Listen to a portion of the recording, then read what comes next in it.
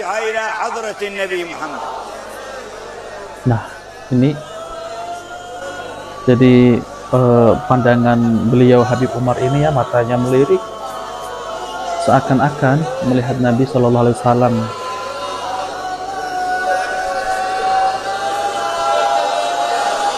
Jamaah semua menangis ya.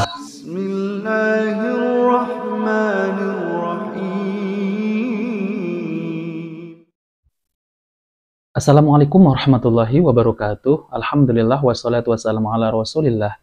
Allahumma sholli ala Muhammad wa ala ali Muhammad. Alhamdulillah kita bertemu kembali di channel Cahaya Hidayah.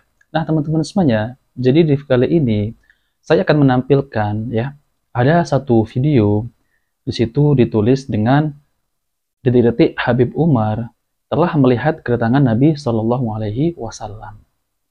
Nah teman-teman semuanya, lalu di bawah tersebut banjir berkomentar tentang itu khurafat dan itu hanyalah dusta. Kemudian ada yang berkomentar juga kalau Allah sudah berkehendak maka terjadilah ya. Kemudian saya berpikir ya, mereka yang berkomentar seperti itu tidaklah berpikir yaitu tentang ada hadis Nabi Shallallahu Alaihi Wasallam yaitu tentang sifat nuzul Allah, yaitu turun ke langit dunia. Itu hadisnya sahih. Kalau Allah turun ke langit dunia di sepertiga malam, kemudian di negara lain kan siang, lalu bagaimana? Jadi mereka memakai akal ketika berhadapan dengan hadis-hadis Nabi Shallallahu Alaihi Wasallam. Akan tetapi ketika mereka berhadapan dengan khurafat ya, yaitu melihat Nabi secara sadar, mereka percaya. Di antara hadis yang sahih, ya, Rasulullah SAW bersabda, Rabb kita turun ke langit dunia pada setiap malam, yaitu ketika sepertiga malam terakhir. Allah berfirman, barang siapa yang berdoa kepadaku, niscaya aku kabulkan. Barang siapa yang meminta kepadaku, niscaya aku penuhi. Dan barang siapa yang memohon ampunan kepadaku, niscaya aku ampuni. Hadis riwayat Bukhari nomor 1145 dan Muslim nomor 1808. Dan inilah sifat nuzul adalah ijma ya, Ahlussunnah wal Jamaah. Jadi kalau berkaitan dengan si fulan ya, si fulan melihat Nabi Shallallahu Alaihi Wasallam dalam keadaan sadar, mereka yakini padahal tidak ada hadis Nabi Shallallahu Alaihi Wasallam tentang melihat Nabi secara sadar. Bahkan ya, para sahabat Nabi Shallallahu Alaihi Wasallam ketika berselisih bahkan sampai berperang, yaitu antara sahabat Ali bin Abi Thalib dengan sahabat Muawiyah ya, mereka berdua berselisih ya, kaum muslimin ketika itu, karena Nabi Shallallahu Alaihi Wasallam tidak pernah menemui Ali bin Abi Thalib ataupun Muawiyah. Nah teman-teman semuanya, mari kita simak videonya tentang Habib tersebut melihat Nabi dalam keadaan sadar. النظرة إذا نظر إلى عبد بنظرة منها سعد سعادة لا يشقى بعدها أبدا. انظر إلينا انظر إلينا انظر إلينا انظر إلينا انظر إلينا الدين والدنيا والآخرة يا رب العالمين ويا أكرم الأكرمين. سر الفاتحة إلى حضرة النبي محمد. Nah ini jadi pandangan beliau Habib Umar ini ya, matanya melirik seakan-akan melihat Nabi Shallallahu Alaihi Wasallam.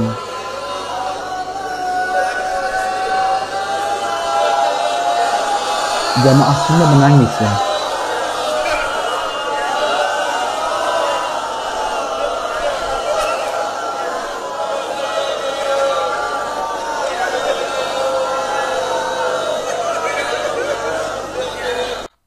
Jadi para jamaah histeris ya, yaitu melihat mata Habib Umar itu sampai melirik ke kanan ya, seakan-akan beliau itu melihat Nabi Shallallahu Alaihi Wasallam. Nah teman-teman semuanya, lalu bagaimana sikap Ahlussunnah wal Jamaah ya menyikapi tentang ada seorang yang mengatakan bisa bertemu Nabi dalam keadaan sadar. Kemudian ada orang mengatakan itu waliullah ya, waliullah kalau Allah sudah berkehendak tidak ada yang tidak mungkin. Allahu Akbar ya Allah. Giliran tentang hadis Nabi SAW, Allah turun ke langit dunia, mereka tolak. Dan Allah itu mampu segalanya. Ya. Nah teman-teman semuanya, jadi di video kali ini saya akan menampilkan penjelasan dari Ustadz Dr. Firanda Anirja MA Hafizahullah Ta'ala tentang terkait masalah ini. Nah, teman-teman semuanya, mari kita simak videonya. Sering berbicara bertemu dengan Nabi dalam keadaan sadar. Kita bilang ya itu salah ya. Nabi tidak keluar dari kuburannya ya. Karena dalam hadis yang sahih, hadis mutawatir juga ya. Rasulullah SAW tentang hadis haud, tentang telaga Nabi. Waktu ada orang-orang mau mampir ke telaga Nabi, tiba-tiba diusir. Kata Nabi, haula'i usayhibi. Ya, nasan a'rifuhum. Kata Nabi, ada orang-orang aku kenal mereka. Ya, tahu-tahu dihalangi dari apa namanya telaga. Maka dikatakan kepadaku, innaka la tadri ma ahdatsu ba'da. Kau tidak tahu apa yang telah mereka lakukan setelah engkau meninggal. Ini dalil Nabi tidak pernah keluar-keluar. Kalau Nabi jalan-jalan setiap saat, bisa mampir ke fulan ya, bisa hadir acara maulid misalnya, bahkan terkadang acara maulid 5 dalam waktu yang sama Nabi hadir 5-5-nya ya. Kalau begitu caranya berarti Nabi tahu kondisi alam semesta atau tidak? Nabi tahu kondisi umatnya, Nabi harusnya memberi solusi. Kan banyak masalah sekarang ini. Harusnya Nabi datang kepada ulama kasih solusi. Terus Nabi muncul-muncul tidak kasih solusi juga. Buat apa? Ini bertentangan dengan sifat Nabi yang bil mu'minina raufur rahim. Nabi itu sangat sayang kepada kaum mukminin. Azizun alaihi ma anittum, kata Nabi, kata Allah Subhanahu wa taala, Nabi itu merasa berat apa yang beratkan kalian. Sekarang umat dalam kesulitan atau tidak? Iya. Iya atau tidak? Kalau Nabi bisa keluar jalan-jalan, kenapa Nabi tidak pergi ke Raja Salman misalnya? Salman, begini. Kan manfaatnya ada. Terus ketemu dengan ini, ketemu dengan si fulan, ngajarin sholawat ini, ketemu dengan si fulan, kunjungan ke rumah si fulan, ya. Kemudian naik mobil sama si fulan, faedahnya tidak terlalu. Dan yang benar, Nabi tidak demikian. Saya sering sampaikan, bagaimana Nabi waktu meninggal, Fatimah sedih sekali. Sampai para ulama mengatakan Fatimah sakit, di antara beliau meninggal adalah kesedihannya karena wafatnya ayahnya. 6 bulan kemudian setelah wafatnya Nabi, Fatimah meninggal dunia. Ya, kalau Nabi bisa keluar-keluar, ngapain Fatimah sedih? Jangan sedih wahai putriku, saya akan kunjungi kamu tiap hari.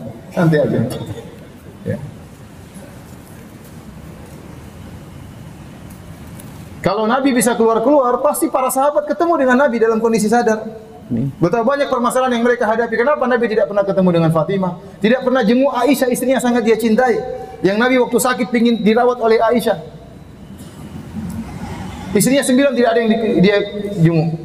Sahabatnya Abu Bakar, Umar, Utsman, Ali tidak pernah dia jenguk. Imam Syafi'i tidak pernah dia jenguk, Imam Malik tidak pernah dia jenguk, Imam Ahmad tidak pernah dia jenguk, Imam Abu Hanifah tidak pernah dia jenguk. Ente dia jenguk, ente ini siapa? Nah, teman-teman semuanya, padahal ya, generasi terbaik itu adalah para sahabat. Kemudian setelahnya yaitu tabi'in dan tabi'ut tabi'in. Mereka tidak pernah dijenguk oleh Nabi Shallallahu Alaihi Wasallam. Ya. Kemudian di akhir zaman ini, kenapa sering bermunculan tentang orang yang mengaku melihat Nabi secara sadar? Padahal kalau kita kembalikan kepada generasi yang terbaik, mereka tidak pernah setelah beliau wafat, Rasulullah wafat, jadi para sahabat tidak pernah sekali ada yang dijumpai oleh Nabi Shallallahu Alaihi Wasallam dalam keadaan sadar. Dan ini adalah bukti bahwa para sahabat tidak pernah dijumpai oleh Nabi Shallallahu Alaihi Wasallam. Apalagi istri-istri beliau, kemudian putri beliau dan cucu beliau, tidak ada satupun yang dijumpai oleh Nabi Shallallahu Alaihi Wasallam. Bahkan mereka itu keimanannya lebih besar dan kecintaannya lebih besar kepada Nabi Shallallahu Alaihi Wasallam. Dan banyak perselisihan di antara kaum muslimin ketika waktu itu, sampai sahabat Ali dengan Muawiyah itu berperang dan banyak pertumpahan darah. Akan tetapi bagaimana Rasulullah SAW tidak pernah menjenguk kedua sahabat itu yang berselisih. Nah, teman-teman semuanya, mari kita simak, lanjutkan kembali. Ini siapa?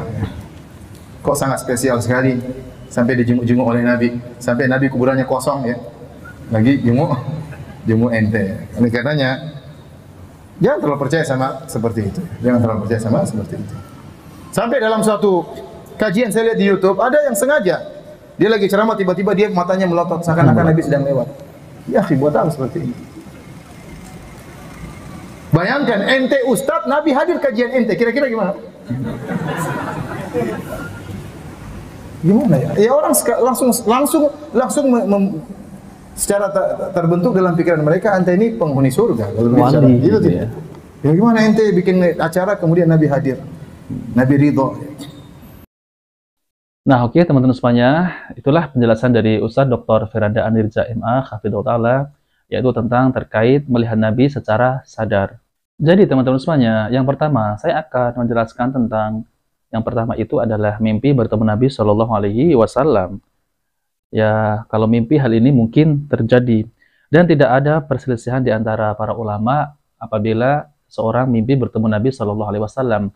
Tapi harus diperhatikan ya, bagaimana ciri-ciri Nabi Shallallahu Alaihi Wasallam di dalam mimpi tersebut.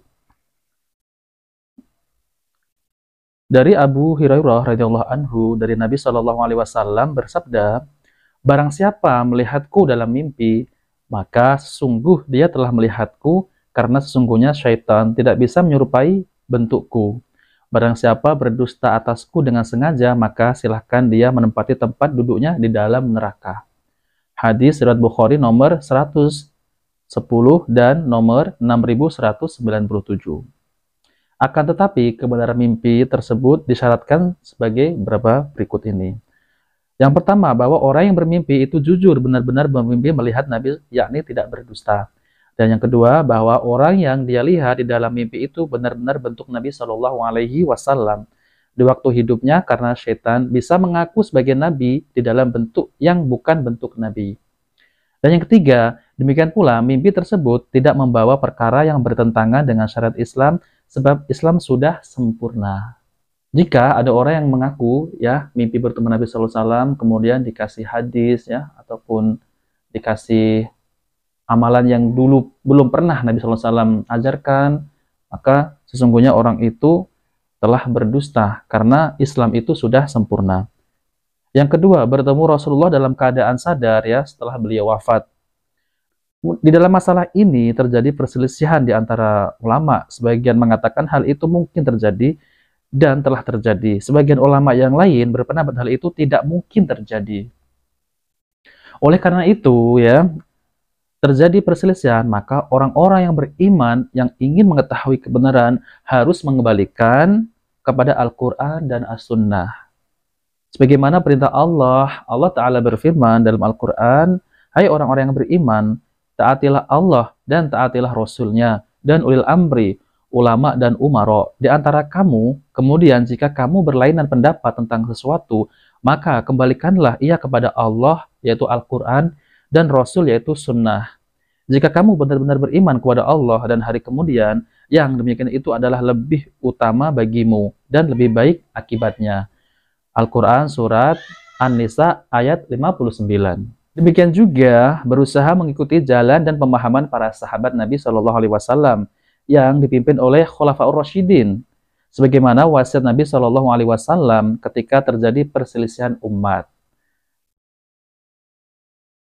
Nabi Shallallahu Alaihi Wasallam bersabda, aku wasiatkan kepada kamu untuk bertakwa kepada Allah, mendengar dan taat kepada penguasa kaum muslimin, walaupun seorang budak Habsyi, karena sesungguhnya barang siapa hidup setelahku, dia akan melihat perselisihan yang banyak.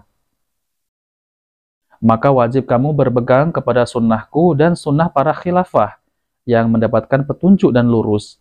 Peganglah dan gigitlah dengan gigi geraham. Jauhilah semua perkara baru dalam agama, karena semua perkara baru dalam agama adalah bid'ah, dan semua bid'ah merupakan kesesatan.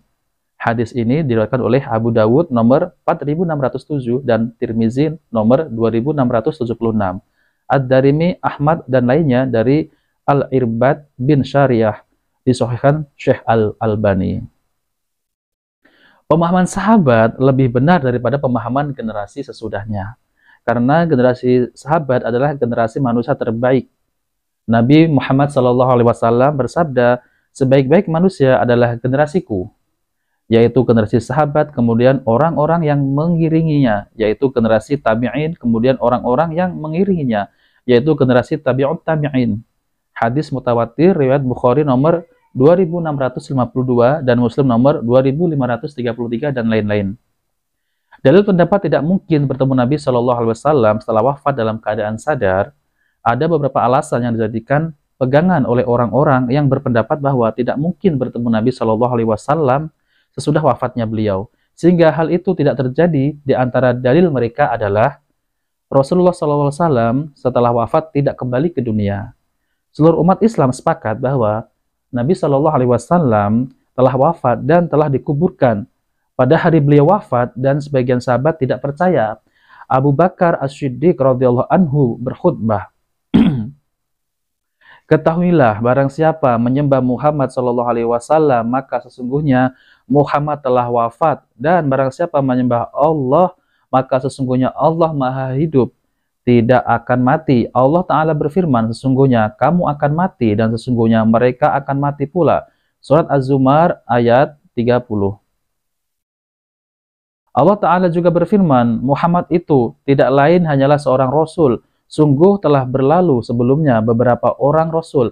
Apakah jika dia wafat atau dibunuh, kamu berbalik ke belakang, yaitu murtad? Barang siapa yang berbalik ke belakang, maka ia tidak dapat mendatangkan mudarat kepada Allah sedikit pun. Dan Allah akan memberi balasan kepada orang-orang yang bersyukur. Surat Al-Imran ayat 144. Kemudian hadis riwayat Bukhari nomor 3667 sampai 3668. Dan orang-orang yang telah meninggal dunia tidak akan kembali ke dunia. Ini merupakan ketetapan Allah Ta'ala. Jabir bin Abdullah bercerita, Rasulullah SAW menemui aku lalu bersabda kepadaku, wahai Jabir, kenapa aku melihatmu bersedih? Aku menjawab, wahai Rasulullah SAW, ayahku mati syahid, sedangkan beliau meninggalkan anak-anak dan hutang. Beliau bersabda, tidakkah kuberitakan kabar gembira kepadamu tentang Allah yang menemui ayahmu? Jabir menjawab, ya wahai Rasulullah. Beliau bersabda, Allah tidak berbicara kepada seorang pun kecuali dari balik tirai. Namun Allah menghidupkan ayahmu di alam barzah, lalu berbicara kepadanya berhadap-hadapan. Allah berkata, wahai hambaku, berangan-anganlah kepadaku, niscaya aku akan memberimu. Ayahmu berkata, wahai Rabbku, Engkau hidupkan aku di dunia, lalu aku terbunuh lagi kedua kali karenamu. Kemudian Ar-Rabb Azza wa Jalla berkata, sesungguhnya telah berlalu dariku bahwa mereka orang-orang yang telah mati tidak akan dikembalikan ke dunia. Hadis riwayat Tirmizi nomor 3010 dan dihasankan oleh Syekh Al-Albani. Maka anggapan bisa bertemu Nabi Shallallahu Alaihi Wasallam di dunia sesudah wafatnya dalam keadaan sadar bertentangan dengan ketetapan Allah bahwa orang yang sudah mati tidak akan dikembalikan ke dunia, sehingga orang yang sudah mati tidak akan dapat dilihat di dunia. Ini dalam keadaan sadar ataupun terjaga. Kemudian yang kedua, setelah wafat Rasulullah SAW hidup di alam barzah sampai dibangkitkan dari kuburnya pada hari kiamat. Dari Abu Hurairah radhiyallahu anhu, dia berkata, Rasulullah SAW bersabda, saya adalah penghulu anak Adam pada hari kiamat. Orang yang pertama bangkit dari kubur, orang yang pertama memohon syafaat, dan orang yang pertama diterima syafaatnya. Hadis riwayat Muslim nomor 2276, Abu Dawud nomor 4673, dan Ahmad nomor 10972. Maka anggapan bisa bertemu Nabi Shallallahu Alaihi Wasallam di dunia sesudah wafatnya dalam keadaan sadar bertentangan dengan berita Nabi Shallallahu Alaihi Wasallam bahwa beliau adalah orang yang pertama bangkit dari kubur pada hari kiamat. Sehingga sebelum terjadi hari kiamat, jasad beliau tetap berada di dalam kuburnya. Kemudian yang ketiga, tidak ada riwayat sahih dan sahih benar dan jelas tentang keluarga Nabi atau sahabatnya yang bertemu beliau setelah wafatnya. Jadi tidak ada keluarga Nabi ataupun sahabat Nabi setelah beliau itu wafat, jadi beliau menemui sahabat dan keluarga Nabi secara sadar. Seandainya bertemu Nabi dalam keadaan sadar, itu mungkin terjadi. Maka tentu ada riwayat sahih, yaitu riwayat yang benar, tentang keluarga beliau atau sahabat beliau yang pernah bertemu, karena adalah orang-orang yang paling dicintai oleh Nabi SAW, dan mereka telah mengalami kejadian-kejadian besar yang membutuhkan solusi. Nah, teman-teman semuanya, inilah kita melihat ya generasi terbaik, yaitu para sahabat, kemudian ahlul bait ya, keluarga Nabi. Mereka tidak pernah dijumpai oleh Nabi Shallallahu Alaihi Wasallam dalam keadaan terjaga ketika beliau sudah wafat. Padahal ketika itu banyak perselisihan di antara kaum muslimin, yaitu istri Nabi Shallallahu Alaihi Wasallam, yaitu Aisyah, kemudian Muawiyah dengan sahabat Ali. Lalu di mana Nabi Shallallahu Alaihi Wasallam tidak pernah satu riwayat Nabi Shallallahu Alaihi Wasallam itu mengasih solusi mendatangi para sahabat dalam keadaan terjaga. Tidak pernah ada riwayat tersebut. Kemudian ya Fatimah radhiyallahu anhu telah berselisih masalah warisan dengan Abu Bakar As-Siddiq radhiyallahu anhu karena Nabi Shallallahu Alaihi Wasallam tidak menemuinya. Ya, telah terjadi perselisihan dan peperangan antara sahabat di dalam perang Jamal dan perang Siffin. Kenapa Nabi Shallallahu Alaihi Wasallam tidak menemui mereka? Kemudian orang-orang di zaman sekarang mengaku menemui Nabi Shallallahu Alaihi Wasallam ataupun Nabi menemui orang yang melihat Nabi secara sadar di zaman sekarang ini. Dan itu tidak mungkin ya. Kemudian yang keempat, banyak orang mengaku bertemu beliau setelah wafatnya. Banyak orang mengaku bertemu Nabi Shallallahu Alaihi Wasallam dalam keadaan sadar di tempat yang berbeda-beda. Bagaimana mungkin satu orang bisa dilihat di banyak tempat dan itu adalah hakikat kebenaran? Nah ini nih teman-teman ya. Jadi kalau masalah seperti itu yang tidak ada dalilnya, mereka percaya, kita mengimani, kita percaya karena ini semua kehendak Allah. Giliran Allah turun ke langit dunia, mereka tolak, hadisnya sahih. Nah teman-teman semuanya, semoga ini bisa dipahami dan semoga ini bermanfaat. Jika video ini bermanfaat, jangan lupa like dan subscribe di channel Cahaya Hidayah. Wabillahi taufiq wal hidayah. Wassalamualaikum warahmatullahi wabarakatuh.